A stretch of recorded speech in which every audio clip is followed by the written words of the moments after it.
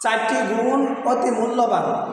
হযরতে আব্দুল্লাহ ইবনে উমর রাদিয়াল্লাহু আনহু হতে বর্ণিত, রাসূল আকরাম সাল্লাল্লাহু আলাইহি ওয়াসাল্লাম বলেছেন, যদি চারটি গুণ তোমার মধ্যে থাকে তাহলে দুনিয়ার আর কি পেয়েছো কি পাও নাই এটা তুমি চিন্তা করিও না।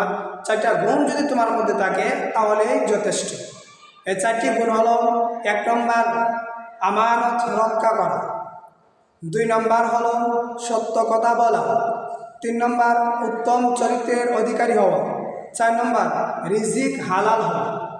দেখেন, আমানত আজকে রক্ষা হচ্ছে না। কারোর কাছে আমানত দিলে রাষ্ট্রীয়ভাবে হোক, সামাজিকভাবে হোক, পারিবারিকভাবে হোক, সে আমানতকে খেয়ানত করে এবং সত্য কথা বলে না। ভয়ে অথবা অন্য কারো জোর জবরদস্তির কারণে আজকে মানুষগুলা সত্য কথা বলে না।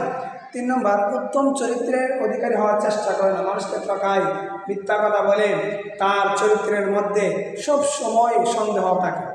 এবং সবচেয়ে গুরুত্বপূর্ণ হলো যে রিজিক আজকে তালাশ করে দেখেন বেশিরভাগ মানুষের এই রিজিকগুলা হারাম পথে হচ্ছে, হালাল পথে একেবারেই কম রিজিক হচ্ছে।